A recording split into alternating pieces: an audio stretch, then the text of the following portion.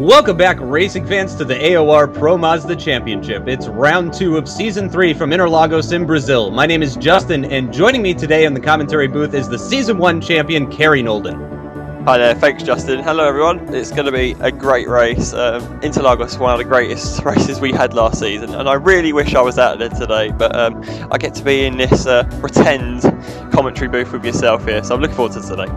Yep, should be a lot of fun. Last time out, it was Govankini who took his maiden victory at the opening round from Monza. He was followed by Joni Takanen in second place, who won't be attending today's race from Interlagos. And the Season 2 champion, Justin Brunner, took the final podium position in third, but 17 seconds behind Kini. Last season, it was Patrick White who took his first and only win with the league in Interlagos, and he was followed by Jamie Fluke with an impressive second, and Justin Brunner in third after Kerry and Phil Reed made contact during the race. Enough about the past, though. Let's look to the future, starting with the qualifying report.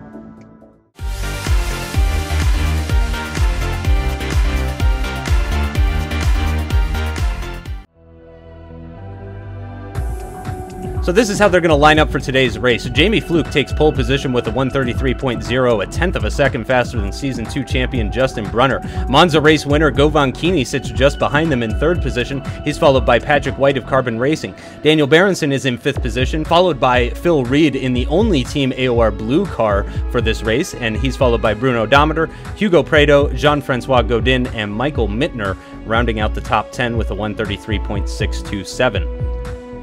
In 11th, we've got Christian Thilo Zook for Vortex Sim Racing, Justin Brunner's teammate. Daniel Baxter is in 12th position for ACR. He's followed by Harley Lewis in the second Carbon Racing car, quite a ways behind his teammate. Teemu Valkjärvi's in 14th. Martinson way down in 15th, the only AOR Team Red car being represented today. And he's followed by Osterkamp, Bendow, Hoppen, Kagerer, and the other Bendow, rounding out the top 20. And bringing up the rear of the field, we've got both of the Team Tortoise cars, Fredrik Johansson and Evan Imre in 21st and 23rd, and right in between them is Vittorio Saltalamacchia in 22nd position. Robert Plumley, his teammate, down in 24th, and Chris Robinson bringing up the rear of the grid in 25th position.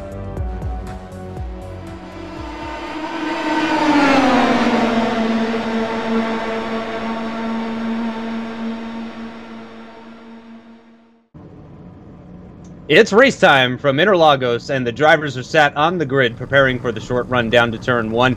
Phil Reed of AOR Blue currently sat in 6th position on the grid, third row of the grid. Govankini sitting in third, last week's race winner at Monza. Justin Brunner, the Season 2 champion, currently sitting in second place with a nice clear view down to turn 1, but nobody has a better position than Jamie Fluke, who did get second place last time out here at Interlagos. It seems to be a track that he really enjoys, and we are waiting for the lights to come on now. We've got red lights waiting for the green lights, and I'm sure the drivers are very anxious, and it's a long one here as we're waiting for the lights to go green, and they are green, and the drivers are away. We've got some movement in the back, but up at the front, it does look like everybody is holding position, going 3 abreast, possibly even 4 abreast in the background there. It looks like a pretty straightforward turn 1 for some of the cars. Oh, a little bit of contact there, though, with one of the cars. I think that might have been Kini, actually. I'm not sure what happened there, but a little bit of bump I saw as they were coming through the Senna S there, and it does look like Jamie Fluke is holding on to his lead, yes, ahead of Justin Brunner, but as mentioned, Kini has dropped down. Patrick White of Carbon Racing up into third position now at the start of this race, and it's a pretty clean start, though, here at in Interlagos. Not too many issues that we're seeing here, Kerry. Yeah, absolutely. You can see everyone all getting away well there, and pretty surprising through Interlagos. Tyler Zook there getting past Dometer there up into looks like 7th place there. I think that's Godin just in front of those guys there. It was pretty clean up the front, and it was all single file as you can see there, but a lot of jostling for position at the back. A lot of people trying to make up the bad qualifying and trying to get on the field as soon as possible. Yep, so Dometer holding that inside line now as they come through turn 10 and defending against Prado. Prado with a better run, obviously, though he's going to have the slipstream now as they come down the very flat-out turn 11 there, at least typically. It sounded like a little bit of lift for Prado there as he was in the dirty air, but it's looking pretty good for Jamie Fluke right now. He's got a little bit of a gap to Brunner behind him, and Brunner as well looks like he's developed a little bit of a gap. Patrick White, though, coming under attack from Govankini, I believe that is, as he slips out of the slipstream, and Patrick White defending the inside line as we finish lap 1 and start lap 2. Is he going to be able to hold off Kini as there's some action going on in the background as well? And yeah, here is Godin and Thilozuk as well. Excuse me, Godin with the outside line, then the inside line. And they're still side by side though. Thilozuk takes the position straight back, and on the long run down towards turn 4, he is going to be losing time though, of course, without that slipstream. But we've got a three-way battle here developing for third position between Keeney, White, and Reed. And it does look like Keeney has gotten back ahead of Patrick White as we saw through the S's there. So some nice clean racing from these guys, and I'm sure the top two cars are not going to be disappointed at all about these guys slowing each other down. Yeah, Keeney in a hurry to get past there. He got past Patrick White at the end of lap 1 there into turn 1. Lovely move. White pretty late on the brakes, but Keeney gave him lots of space there. So it looks like the top two trying to make a break, but he's within draft range still. As you see, White on the brakes again. He's looking very punchy on the brakes today. But no, top two really need to break away now. I don't think they'll have the pace though, to be honest, with this draft. But Keeney, good move to get past White there. Yeah, the draft obviously very powerful in these cars, and obviously at this circuit as well, especially on this long run down towards the start-finish line as we're ending lap 2 now. Jamie Fluke holding on to that lead, but he's got to be feeling an immense amount of pressure right now with the Season 2 champion just hounding the back of him. You can see he's much closer than he was last lap at this point. It doesn't look like he's going to be close enough to make any sort of move, but are there going to be any moves in the background there as Patrick White very late on the brakes, as you said, once again, he's very late on those brakes, trying for a move on Govan Keeney, the race winner for the opening round from Monza last week. But Keeney holding off Patrick White for now, and Phil Reed in the only AOR blue car for this race, of course, with Kerry doing the commentary here. So he's and that's a big oversteer moment for Justin Brunner at corner entry there. That's got to be down to, I mean, was that dirty air? Is his brake bias too rearward? What's going on there? Oh, it looked like a little bit too much rear brake bias, but maybe turning while braking as well. It's so easy to just lose the rear of the car there. Great save by Brunner. I'm surprised he even stayed in the racing line, let alone keeping it on the track. So no incident points at all there. So he managed to cling on to that bonus point still. But of course, that's allowed Keeney to come right on the back of him here. Yeah, great point with the incident points. I'm glad you mentioned that because, of course, Interlagos is a very strange circuit. A lot of people you're going to find... sorry. Reed having just got past White there. Go on, Phil, get up there, get some points for our team. And White on the back foot. Here comes Berenson up the inside. And there's contact. It's so difficult to make up positions sometimes, but the straights are usually the easiest places. Berenson caught White by surprise there, and White just turned in. And well, I don't know where White is. I think he's still running, but Berenson's losing a lot of places as well. But look at this top four, just broken away now. Yeah, that's a huge gap now as a result of that incident that happened, and Brunner actually looks like he's coming under attack from Keeney now.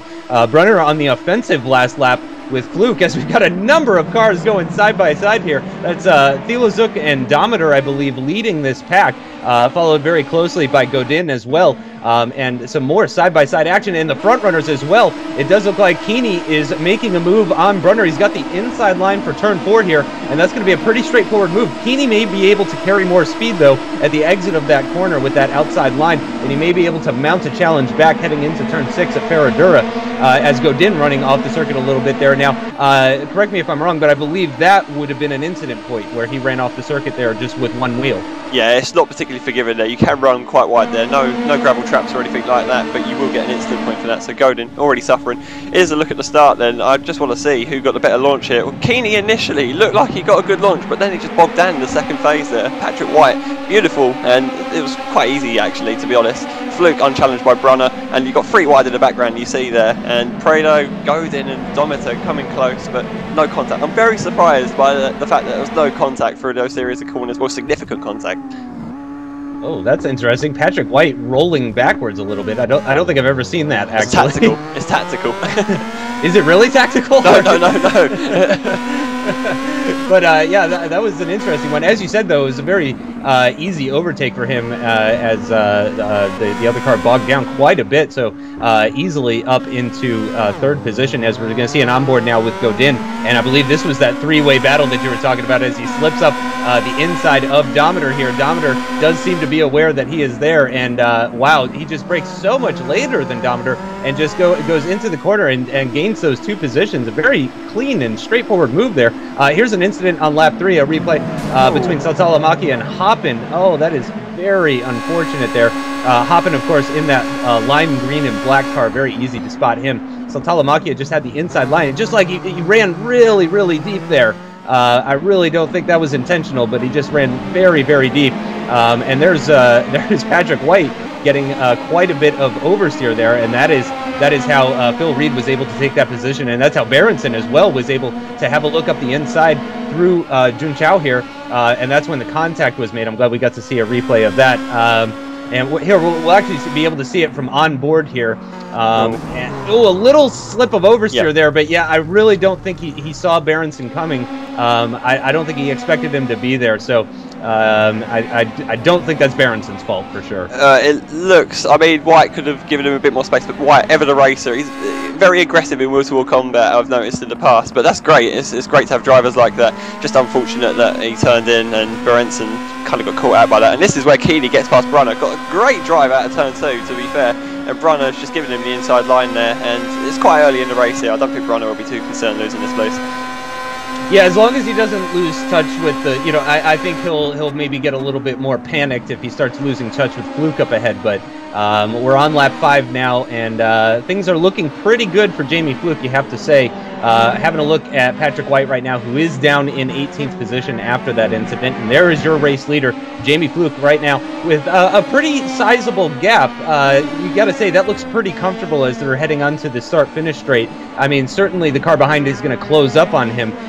Keeney's going to get right up on him, but I don't think he's going to be close enough to make any sort of move into turn 1. This is very reminiscent of the last season here at Interlagos, when we had 5 cars going for the lead in the early stages, but these guys up the front were part of that battle last season. Reed was, Brunner was, and Fluke was. They're quite happy to sit where they are. Not like these guys who are all jostling in position, trying to get away from each other. As we got Tyler Zook, I think that was, going up against Domitor. Domitor playing extremely defensive at the moment, and Godin got sucked into this battle as well, because he was ahead of these guys before all this fighting. Mittler's going to make it 3-1, not quite. Tyler Zook trying to go around the outside. Can Domitor hang on? No. And Tyler Zook, lovely move around the outside. Wow. Domitor gave him the space though, to be fair. It's a great driving from the pair of them to avoid the collision. Of course, you don't want a collision at the front here, because we could have an absolutely monumental accident if they all came together here. So, and as we see, Patrick White still in this race, and look, he's got all these cars up ahead, so I'm sure his race isn't over yet. I am very excited to watch Patrick White try and move through that field. That's going to be a lot of fun. He's already up to 16th. He's already gained 2 positions in the half a lap that we broke away from him here. But very, very close racing. As you mentioned, Thilo Zook currently ahead of Domitor, who is ahead of Mittner. But I mean, how long is that really going to last with the giant gap ahead of Thilo Zook? He's not getting any sort of slipstream, and he's going to have a hard time defending that 5th place position from Domitor, and not to mention all the other cars behind Domitor, as we can see them all coming into the shot right there. And this is, to use an overused term, this is definitely a truly train, and it's through no fault of Thilo Zook. It's just purely down to that slipstream. It is absolutely down to that slipstream, and all these cars who may feel that they're quicker than this pack have 2 options. They can either fight through to the front of this field, and we could be in for a fantastic scrap between all of them if they do. Or some of them might elect to pit early, maybe try and get the advantage of clean air. With all these guys squabbling with track position and lap time, they're losing all that time, of course, fighting. Then they may lose track position just by staying out. Well, it's certainly looking good for the top 4. As you can see, they are already through the Curva de Sol, as the rest of the pack is just coming through turn 1. So it's a pretty hefty gap after only 6 laps of racing as we rejoin the leaders here. Jamie Fluke still hanging on as we're entering the middle sector, the tight and twisty part of the track, of course, as we've got 3 wide going down towards turn 4. Whoa. And Mittner around the outside there, and he's going to slip in behind Hugo Prado, and it does look like he's gotten a little bit better exit speed. I wonder if he's going to be able to have enough speed to mount, and here he goes to the outside line. Prado defending the inside line there as we go on board with Martinson currently in 11th position, towards the back of this pack. Certainly he's got 6 cars in front of him that are all jostling for position. Martinson, of course, a veteran sim racer and league racer. He's obviously that's Craig Baxter just behind Martinson, for you guys, just so you guys know. Normally car number 16, he's car number 17 due to just technical issues, we'll say.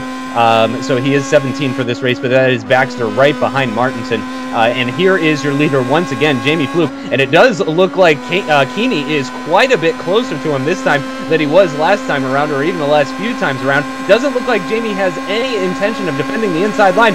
Very, very close, just inches between them as they head into turn 1, and Keeney makes the move stick. And that was a very straightforward move there, almost as if Jamie Fluke let him do it, and I think he might be just planning to trade slipstream with him. Yeah, Keeney in a hurry there, and Fluke's not going to defend that, not on lap 8 out of 36. Slipstream's so powerful here, he'll be able to keep up as well. And Fluke, quite the Interlagos specialist as well, so I don't think he'll be too concerned about losing that place either. But Keeney definitely showing his intentions, championship leader of course, looking to increase that advantage. Yeah, he's obviously riding that high from the win at Monza last time out, his first win with the league, and here he is in a position to win once again. We're on board with Brunner. This was on lap 7, and that's a big oversteer moment into the grass, and he rejoins the circuit, and he's lost out, actually. He's lost out to the AOR blue car of Phil Reed. Yeah, it's quite a gap actually as well. Hopefully he's not broken out of the slipstream. Yeah, thumbs up from me there, because that means Phil's up to third, and look, he's closed it on these guys. Keeney's made a little bit of an error going out into the last corner here, and Fluke may have a run. Keeney might not even be leading a lap here, because he's going to cross the line maybe in second still, so he overtook on this lap, and he's not even going to lead a lap still, so Keeney files into second here, and even though Brunner's made that mistake, he's still in touch, so I wouldn't worry if I was Justin Brunner either. Of course, Brunner, we know how fast he is. I know how fast he is as well. He's yeah, like I say, it's a game of patience here, and those guys in the midfield are just scrapping, and these guys are just pulling further away. So let's all work together, guys. Let's just get up the front, and we'll have a great race at the end. Yep, as you mentioned, obviously Brunner, very talented racer. You don't win a Pro Mazda Championship just by mistake. And wow, this battle for 9th, and you can see actually there is a little bit of a gap forming between the 5th, 6th, 7th, and 8th, and there's a nice gap down to 9th actually. So we may see some sort of pack racing develop. And Mittner there with and is Baxter going to take a couple of positions? It looks like he did. He just kind of, and Timo Valkyarvi looks like he's trying to follow him. Mittner covers off the line though. Valkyarvi going to try on the outside of Martinson. That's a very difficult move to make. Martinson is going to have him covered, or is he? Valkyarvi with some very nice exit speed. He's going to try around the outside at turn 8, but Martinson holds on to that position for now, but still giving him room. You can see Martinson there, such a respectful racer. He's giving room to nobody there through turn 9 actually, but Valkyarvi is going to have to just sit back and settle in behind him. Yeah, you mentioned Martinson, a veteran of league racing, and you can clearly see the experience showing there. He took very defensive lines a couple of laps ago when he was right in the middle of that midfield battle there, and those are kind of like, you want to focus on attacking the car in front, but you got the car right behind you as well, so what do you do? So he's taking very defensive lines, and he kind of read the situation well earlier in the lap, but he's lost a couple of positions as a result of it. Here goes, who's this? This Godin and Dometer. And Dometer defending again. He's playing a very defensive game at the moment, Dometer, but still keep in touch with Tyler Zook. Very close to each other. I think Godin just backed out of that, did a good job to read that situation. Dometer quite aggressive in defence, but he's entitled to do what he's doing here, and Prado just praying probably for something to happen here. Yeah, I thought Prado might, because he obviously was able to take the racing line through the Senna S, and I'm wondering, I was wondering if he was going to have enough speed heading down towards turn 4 to make a move, but no, he was not. Oh, but here he goes, making a move on Godin. He's going to have to go around the outside, though, at Ferradura. That's not going to be easy. That's exactly the same move that we saw Timo Valkyarvi trying to make the last lap on Martinson, and it has not worked out for him. So Dometer now leading this group of 3 ahead of Godin, and he is followed by Prado. And actually, this battling has kind of brought some other cars back up to them. There was a little bit of a gap behind Prado there as we were starting the lap, but that has closed down quite a bit with the side-by-side battling. Fluke still hanging on to that lead at the moment. Here is Phil Reed. As you were mentioning earlier, Kerry, he is right up on the back of these guys now, and I think we might be seeing a move for second place here at the end of this straight. We've got a real chance here. Phil had a fantastic exit there, but look at the speed that Keeney's got. I think Phil may have lifted off here, though, to exaggerate, but Keeney running quite low downforce. He ran extremely low downforce, and that was the key to his success at Monza last week. But running low downforce here as well. It's quite a brave strategy considering there's quite a few corners in that middle sector, but it's allowing people like Reed to close up, but he's not getting a chance to go side by side. And of course that draft from Fluke ahead's probably helping his top speed as well. But I don't know. I've raced against Phil for a long time, and I don't know what his intentions would be here. I think he's quite happy to just sit on this. Like I say, these 4 drivers have been racing for a long time. They know exactly what's going on here. They are pulling away from everyone else. They are controlling this race. It's going to be one of these 4 that win this race, bar any catastrophe that happens. But yeah, Phil looking like he's elected to sit back. Really, he knows these 2 ahead are probably that bit faster than him at this moment in time. So there's no point trying to break Keeney up from Fluke. Yep, absolutely. I completely agree with you there. Like you said, they know what they're doing. Here is the battle for 6th position. It looks like Thilozuk has actually broken away and is in a very comfortable 5th place position as he is ahead of these guys. You can see him just coming out of turn 10 there as these guys are heading into turn 10. So I do believe he has broken away from this pack. Nobody in this pack is good. Dometer certainly not getting the slipstream. Look at the distance there as you can see the battling just ahead between Dometer and Godin actually. Godin electing to stay behind as they go through Junqiao and coming up the hill now in the slipstream. I wonder if you can comment for us at all, Carrie, as it does look like they are going to be going side by side. Yep, Dometer once again, though, defending the inside line. But I'm wondering if there's any sort of difference in the slipstream coming up the hill versus on a flat surface. Do you notice the slipstream as much coming up that hill? Probably not. The slipstream is probably more recognisable as you're going through a top gear. Godin running outside of Dometer here, and Dometer's hanging in there, to be fair. Godin's giving him the space as well. They're both very respectable. Dometer's been quite aggressive, though. And here comes Fredo. Oh, here we go. Could we go 4, I wonder? Lewis may go for the inside line, but Dometer, no, cuts it off just, and Lewis is thinking better of that. I'm not going to get involved and cause an accident here.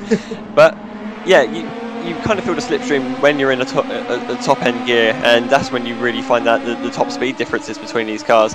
And there's just too much going on that I'm looking at the screen that it's hard to formulate a proper response, as Dometer may have made a touch there with Godin on his front right.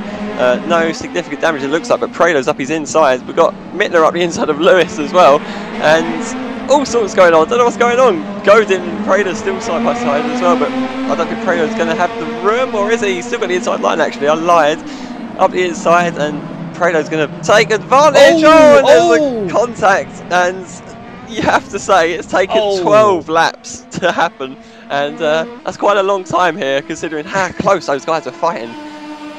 Yeah, over, well, we were just about to hit the 1/3 distance point when that happened. It does look like Rene Osterkamp as well was involved in that incident, as he was unable to avoid the 2 cars that were in front of him, and actually here we are with the replay of it as well. So you can see Prado on the inside of Godin, followed by Mittner, and it looks, yeah, that's a bit sloppy there. I'm not, oh, those cars are in love with each other. And yeah, as I said, unfortunately, Osterkamp, really nothing that he can do, as we're on board with Godin here, and he knows that he doesn't have the inside line, and there's the very slight contact, very slight. I mean, obviously you're not a steward, but as we're going to see it again from Michael Mittner's point of view, would you call that a racing incident? It's so close. I mean, it really is the finest of margins between these guys, and it just looks so clumsy in the end, doesn't it, really? But Godin has been so respectful, and he's had a few knocks with Dometer in the race so far. Oh, Phil, no, that's not the line. No, keep it on the road. There, kept it on the road. Thank God, we're still in this race. But I would say, yeah, probably. I mean, Godin's touch caused that incident, but I mean, it's the finest of margins. When you're that low in the car, you can't see much there, especially when it was just millimetres. Of course, Godin's still in this race. Are they going to make contact this time? No, Godin knows exactly where Dometer is, or is he? They were pretty close there. But Dometer, I have to say, he's defended very well from these guys, and he's given them an absolutely torrid time.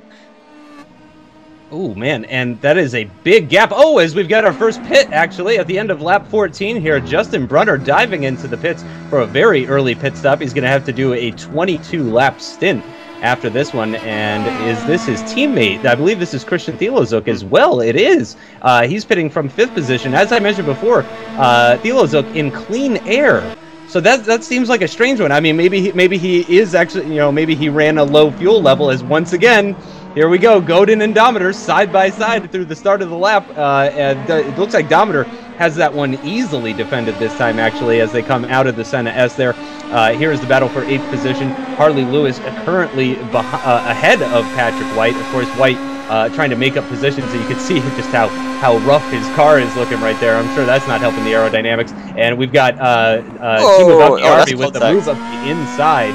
And, but the Carbon Racing car coming right back at him, actually. And he's going to take that position straight back right away. I don't know if there was, in fact, contact, and maybe Timo was just giving the position back, as we are going to get a replay of that, actually. Again, Timo Valkyrie on the inside. Oh, yeah, and that is definite contact there. And Patrick White, I think he's all right. I don't think either of the cars is going to have any sort of major damage, but it does look like maybe Patrick turning in. Is Patrick turning in early, or is Timo turning in late? It looked on board that Timo slightly overcooked it. Sorry, I called him Timo then. It's Timu, sorry. We're good friends, of course. But yeah, it looked like he overcooked it. I hate to say it. But on that pit strategy with Brunner, obviously, historically, we've seen Brunner go in early in races before to gain advantage. And usually it works because he can rely on such great pace in clean air. Not sure what he can gain from it though at the moment, really, because the three guys ahead of him are equally as quick. As you mentioned, I'm equally perplexed by Tyler Zook coming in from 5th, and I don't know why he's elected to pit there, as we see Godin, another adventure for Godin, and he goes slightly off at turn 1, and I think Martinson's inherited from that position. Baxter might have a go as well. Yep, yeah, Baxter right in that slipstream, and that was a very strange movement there from Godin, heading into turn 1 at the start of lap 16 here, and now that's got me wondering if maybe he does have some sort of damage. He really does seem to be struggling a little bit now as we're approaching the halfway point of this race. I don't know if it's damage or if maybe just his confidence level has been dashed a little bit as a result of that incident. He might be thinking, you know, am I going to get a penalty? All these things are running through his mind. And maybe that's where these mistakes are coming from, or maybe he's got some sort of damage. I'm not sure. I would suspect it's damage, but of course, any incident it will fire you up, definitely, as a driver, whether it's your fault or not.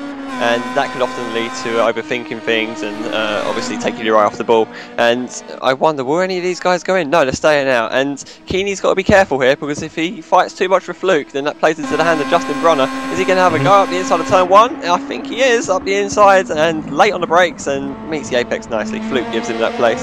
Of course, this could be troublesome for Fluke, because he's been out in front for most of this race so far, despite how close they are. As we see Godin, here we go, episode 23 or whatever it is, and Martinson, yeah, gives him space like he can do. And I have to say, these two are probably the cleanest drivers in this league, although Godin's had these moments today, and you can tell, look how much space they're giving each other here, and that will probably help Patrick White, as well. That's his teammate Harley Lewis having a go. Patrick White's dropping off, actually. I've just seen in the back of shot. I don't know what kind of mischief he's been up to this time, but White struggling, seemingly. Yeah, possibly the contact with Timu. He may have some sort of damage. Possibly he's hanging in there, and obviously these cars going side by side is going to help him significantly, as Baxter was having a little look-see at Martinson there heading into Ferradura, but Martinson hangs on to that position, and it looks like that might be actually bringing Patrick White back in here. And we've had an incident on lap 15 involving Thilo Zook. No, you can see it happening. Oh no! Oh no! Oh no! That is awful. That is just terrible. So Thilo Zook, who was in a comfortable 5th position, I hope we didn't commentators curse him on that one, because that is very unfortunate. We were talking about maybe he shouldn't have pit, and I think this is confirmation, yeah, that he maybe should have stayed out. Of course, we don't know the fuel levels. He may have been running on fumes when he came into the pits.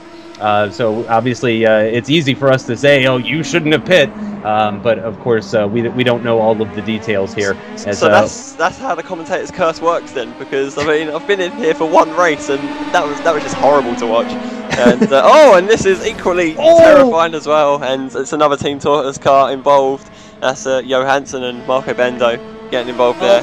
Wow, that is unfortunate. Within the space of a minute or two, both Tortoise cars out of this race. That's terrible.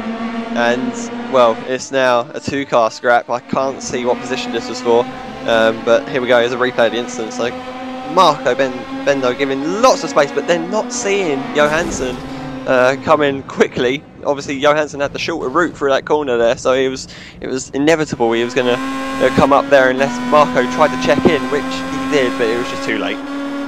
Yep, here he comes back over. Yeah, unfortunately, he did not. As you said, I don't think he expected that Team Tortoise car to be there. That is extremely unfortunate for both drivers. I'm sure both of them are very, very upset about that. And here's a replay of something that happened with Stefan Bendau on lap 19, just straight into the barrier there. I'm not sure if he just missed his braking point or if that was the dirty air affecting him more than he expected. But I mean, he went off the circuit and into the barrier. You know, he didn't just run wide, so that was a strange one. But this is the current battle for 3rd position. Big surprise, it is between Godin and Dometer, and the two of them, once again, side by side. I'm not sure if they're going to be mortal enemies or best friends by the end of this race, but it's probably going to be one of the two. And Dometer once again defending the position. You guys will notice that Dometer is actually using Baxter's number 16. That's what I was talking about before. He is in fact supposed to be number 016, as you see on your screen right now, but he forgot the 0, or the 0 was misplaced, and so he is 16 for this race and only this race. And once again going side by side, and in the background there, actually, that is Patrick White ahead of his teammate now, so that's actually something that we missed. Patrick White getting ahead of Harley Lewis. Harley Lewis being pressured actually by Martinson as well in the background there, and it looks like Patrick White has just gained a position. He moves up into a 4th place position, but Godin coming back at him from around the outside. He's going to have to defend the inside line. It looks like Harley Lewis is going to try and follow that inside line, but he has to back out of it and slot back in behind Godin. Fantastic racing we're seeing here from the Carbon Racing guys. How did Patrick do that? I don't understand how he came from that far back to where he is now. That was just magic. How's he even ended up there? Of course, they may have pitted while we're not seeing, and he's inherited from that. I'm sure Lewis probably wasn't too defensive on him either, so that may have helped his cause slightly, but it's allowed him to get right back in this fight, and I think this may be effectively 5th now that Tyler Zook has had his moments. So Patrick White absolutely flying still despite all this trouble, and who would have thought it, really, considering all the damage? Oh no, they are in the pit lane now, and 3 of them going, and Lewis up the inside of Godin. Have you ever seen? No. Oh well, the Godin speed in the pit lane there. That'll be one for the stewards to look at, I think. But 3 cars in the pit lane here, both Carbon Racing guys, of course. Not like real Formula 1 where teams have just one pit box. As you can see, Patrick White bolted up in the distance into another box there, and you got to wonder how much fuel will they put in. I think strategy is quite basic here in Interlagos. I think they'll go with maybe perhaps 2 or 3 gallons. There's no real discrepancy or differences between the drivers, and yeah. Oh, Godin and White. Yeah. Oh, and where's Lewis going? He's just gone in the wall. Oh, that's got to be a wheel issue or something, and you got to feel for him. That is very unfortunate, and Harley Lewis's race just goes even worse there in the pit lane. Already things weren't looking great when Patrick got ahead of him, but yeah, things getting even worse there. As we're having a look now, this is Keeney and Fluke, if I'm not mistaken. Yes, it sure is. That is Keeney currently leading Fluke, so at some point Keeney did manage to get past Fluke, and here they come into the pits at the end of lap 23. So Justin Brunner currently in 5th position, but obviously all of these guys starting to pit now, and now it is time to find out exactly where Justin Brunner is going to feed out, as somebody is having a barbecue in the pit lane there, and I'm not sure which car that was, but I think it was likely one of the Team Tortoise cars. But we're on board with the Season 2 champion, Justin Brunner, the only American in the league, as he's heading down the start-finish straight past the pit lane, and he's going to cross the finish line. And where is he going to feed in? That's the real question, as the smoke is actually coming onto the track from the pit lane there. I don't think it's causing any sort of vision issues or anything like that, but that's certainly a sight to see. Something smells a bit funny though, probably, as well, Keeney's come out. As this worked for Brunner, he tucks into the slipstream immediately, and where's Fluke? Fluke's miles behind. What the hell has happened to Fluke? Oh, Jamie, what have you done? You've done something. I don't know what's happened, but has he taken on more? He can't have taken on more fuel because he would have lost more time. So what, has he overshot his marks maybe? There's so many things that can go wrong in a pit stop, and that's well, that's benefited Keeney for sure, and Justin Brunner. Yep, and here is the battle leaving the pits. Just as intense as it was coming into the pits. Oh, that is very tight. That is very tight. Wow, I've never seen anything like that in any league, I don't think. That's incredible. That's not something you see every day. And wow, Patrick White, that's some cojones right there. Taking no prisoners whatsoever today in his fight back here. And the worst thing about it is that Godin will be stuck behind in his slipstream for the remainder of this race still. And yeah, I think Godin won't be pleased to see that, so expect fireworks. Yeah, wow. I mean, this is an intense race. Even in the pit lane, people are fighting tooth and nail. And now we're going to see what happened with Jamie Fluke here. That was a very slow stop. It seemed like he was just not comfortable or not confident getting onto the brakes too hard. And I do imagine we're going to see Keeney leaving his pit box first, and we sure do as he heads on his way. And here comes Fluke out of the pit box now. And he gets a little bit of oversteer, but yeah, so it was a long stop. I don't know if maybe he was just slow to release, but I mean, I have a question for you. Do you think that that gap could be explained by him taking on tires? Most likely not. You would see the car making some movements there, and it wouldn't be wise to put on some tires, especially in the position that Fluke was in as well. These drivers, especially me as well, I've never done a tyre stop in the series so far, and there's no need, simply because you lose too much time. So Fluke was quite casual going into his box, though, looking at it, I have to say, but there was nothing wrong about the stop itself. It looked quite similar, but I can't explain that at all. It just worked great for Keeney, though. He nailed it. Well, unless Keeney and Brunner start trading slipstream and actually, helping each other, I think Fluke is still in this race. He just really needs to buckle down and start putting in some seriously fast laps. He needs to be extremely fast and consistent. And obviously, being our pole sitter, we know that Jamie Fluke has some serious pace around this Interlagos circuit. Obviously, getting the podium last season as well. And I'm right there with him, actually. I love this circuit. I think this is one of the greatest circuits on the planet. I love the changes in elevation. I love the flowing nature of the circuit. You don't have those kind of right-hand corners. Here is one of the few right-hand corners to finish up the lap at Junqiao, but and also you have the one at turn 4. But besides those, it's pretty flowing corners, and some with camber, some with off camber. It's a fantastic circuit, and I can really understand why Fluke enjoys this one. As we're on board with Daniel Baxter right now, he's in the slipstream of Martinson. Martinson defending to the inside line as they finish the lap, and is Martinson going to be able to stay alongside him? It does look like Baxter has the position, yeah, and that was an easy overtake for Craig Baxter, moving up ahead of Martinson. Some great straight line speed there in the ACR car there. Obviously, we don't know the downforce levels between these cars, but you can clearly see that Baxter's running a little bit less than Martinson, perhaps getting ready for a midfield scrap. Of course, the downforce level changes depending on where you expect to be in the field. You would expect the front runners to run pretty high downforce just to get the lap times in qualifying, so they could get out and clear the way, because higher downforce in these cars means better lap time. But of course that doesn't necessarily work if you qualify down in 20th and you've got no straight line speed at all. So I have to agree with you as well that Interlagos is amazing, fantastic circuit, and you've got all these challenging corners, easy to make mistakes as well, so really challenges you as a driver, and that generates overtaking. So Bernie, if you're watching this, go to some great circuits. We've got some great ones coming up later in the season as well. Obviously we've been to Monza, another classic. We've got great circuits like Brands Hatch as well, which I'm personally looking forward to going back to. We've got Mid Ohio, we're going to Road America as well, so these are some great circuits, and we've got a great calendar for this season.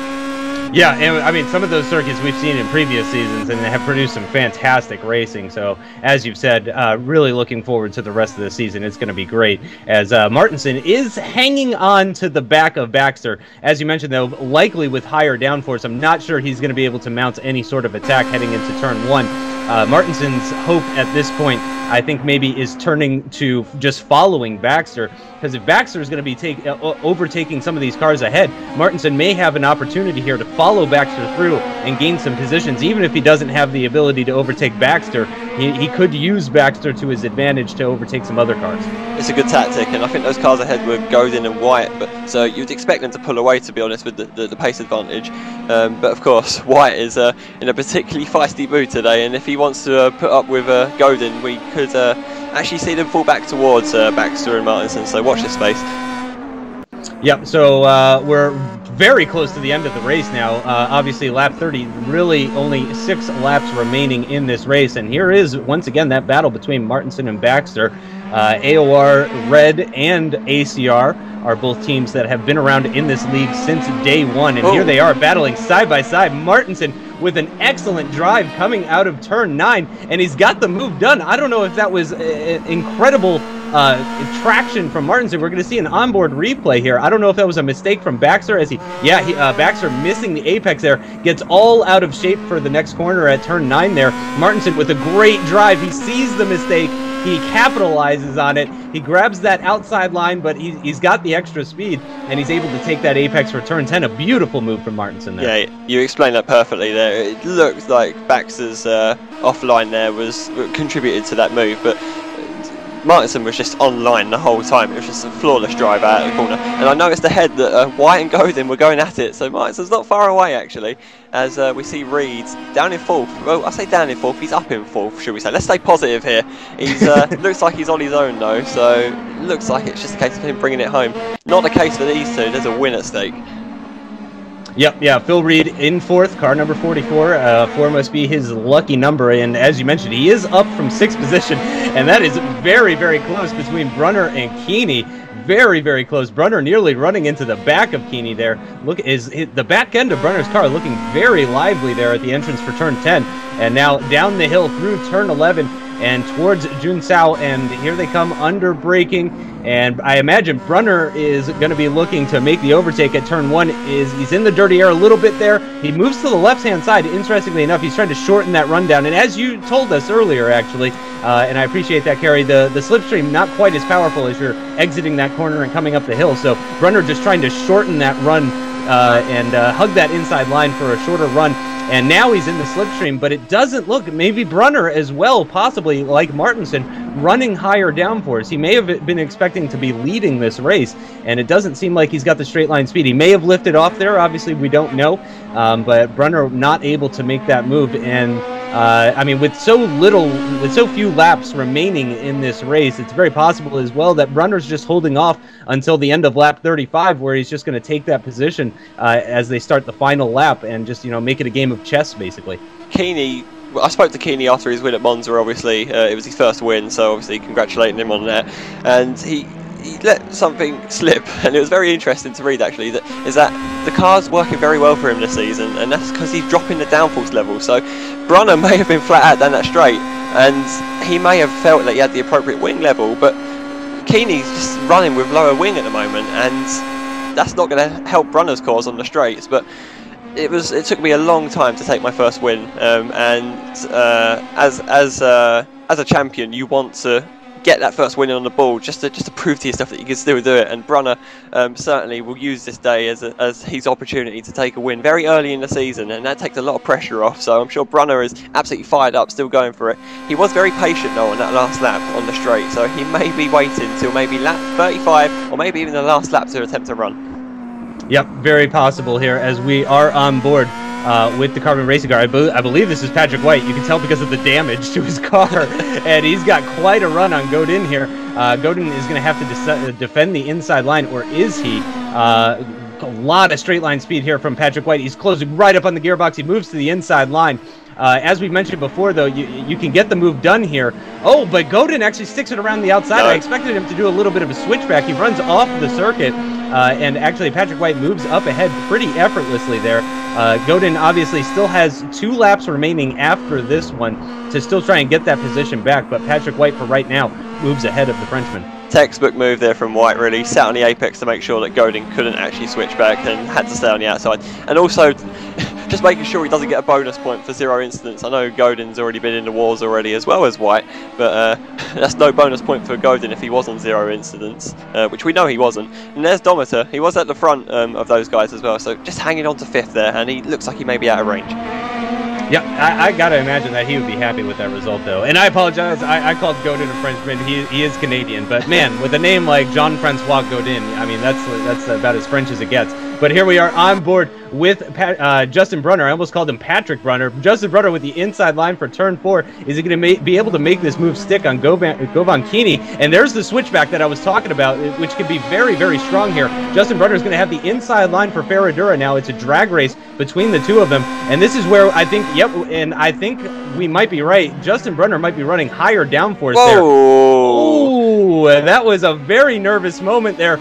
Between Godin and Patrick White. Patrick White running off the circuit through the Senna S on the penultimate lap here. He doesn't have much time left to go. He's off the circuit completely, trying to get back on over the grass. And Dometer's in.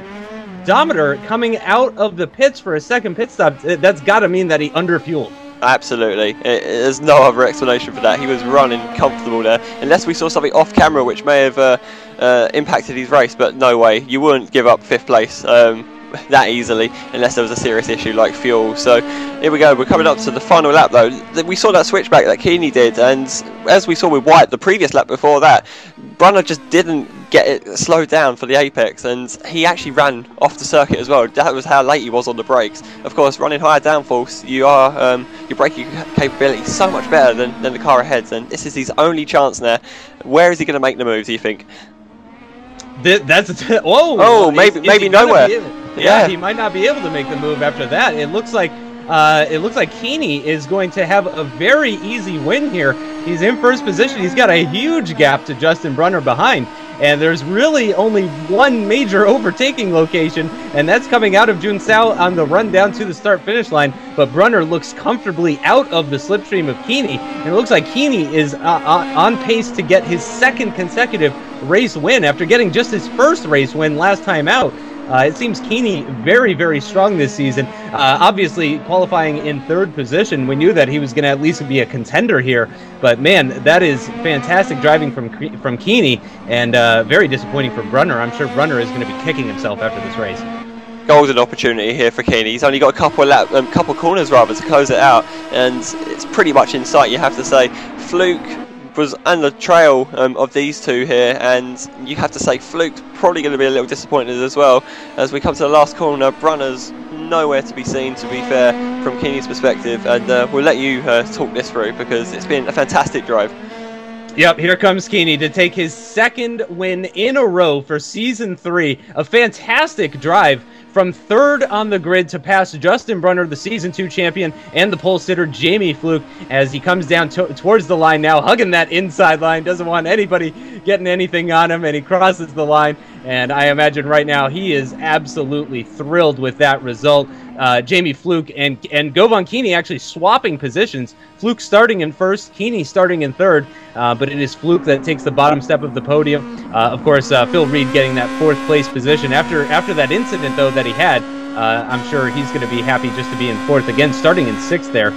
We're on board with Baxter, though. There's still battling going on through the field. Baxter in the slipstream of Martinson. I don't think he's close enough to be able to make that move stick, though, and it does look like, as well, Godin is going to finish ahead of Patrick White, and here comes Martinson across the line, and with a little jiggle of the wheel, he is very excited about that. Baxter taking that 8th place position just behind Martinson. And still got some more battling going on down here.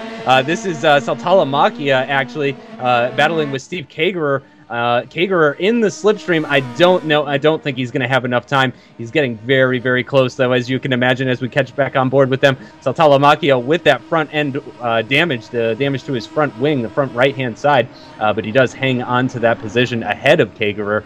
And there's Renee Osterkamp, who actually was in that incident, where the cars spun around. I mentioned that Osterkamp was involved with that. There was nowhere for him to go, so I'm sure he's going to be very happy finishing just outside the top 10 after being brought to a complete stop And here is the replay of the mistake on lap 36 from Justin Brunner, the Season 2 champion, just going way too heavy over the inside curve there, getting a little bit too aggressive at the start of the Senna S, and that was just the end of his race pretty much.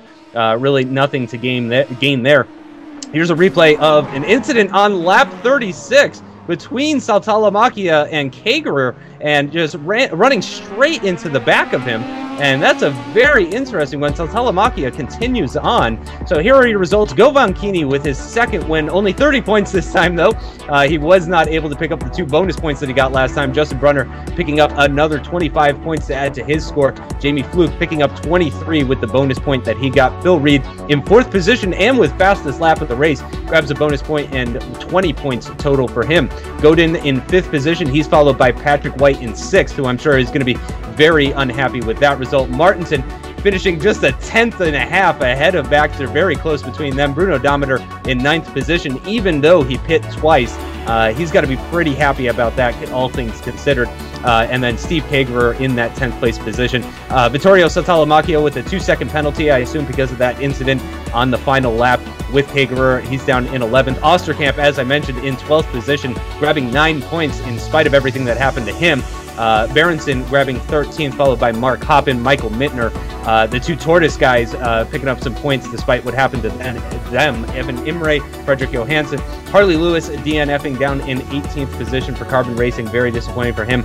Both of the Bendow brothers, unfortunately, not finishing the race either. Timu Valkyarvi failing to finish as well. Very disappointing for him. Christian Thielozuk as well. Got to be very, very upset after being in 5th position, a comfortable 5th position, we should add. And he's followed by Hugo Prado and a couple of other ones. But go ahead and talk us through the championship here, Kerry. Well, it's going to be hard because I'm so far down the order here. But Keeney, 62 points, obviously 2 wins. Can any man stop? Can any man stop Govan Keeney at the moment? He's absolutely on fire, and he's come for a tough race today, and that is certainly going to be a champion's drive, I think, if he does pick up the honours. Justin Brunner not far behind. Patrick White, despite his battling, is 3rd in the standings, and Godin as well, 4th. Baxter at 27 points, Dometer 26, Takanen, who wasn't here for some reason or another, with 25 points there. We got Puhaka, his teammate, who also wasn't here. We got Saltalamacchia, obviously, with that penalty, down in 16th. Evan Imre, you got Daniel Berenson, you got people like Berenson, Mittner, Valkyarvi in the bottom standings here, and you got to remember it's only 2 races so far. 2 drop weeks do take place during the season. We got a long way to go still here, as we see. We won't talk about 27th place, but we got people like we got Johansson finally on the board. Cedric Finsack was at Monza but didn't take part today, and a lot of guys still haven't scored points. Prado, Tyler Zook hasn't scored points, and obviously that will be devastating for them. Quick check of the team championship as well. Now we'll go Van Keeney, part of that team players rostrum, dominating the standings at the moment, and 2 wins. The team players will be very happy to have someone like Keeney in the team, as alongside a consistent driver like Godin as well, and they lead the way. Vortex Sim Racing not far behind. They could have been top today though if Tyler Zook didn't run into his errors. Glacier Racing, despite having 2 drivers not show, still 3rd, still going strong. Carbon Racing finally get off the board, and we've got ACR, TDT Racing, Team AOR Red, who only run with Martinson at the moment in 7th there. Jamie Fluke scores his first points of the season for Red Devolution GP as well, and Team AOR Blue we're down the bottom there as well. We've got a couple of no scorers as well. We've got TNT Racing with Hugo Prado suffering. Yeah, these are all just guys who've suffered today really, and not really been given a chance to move up the field.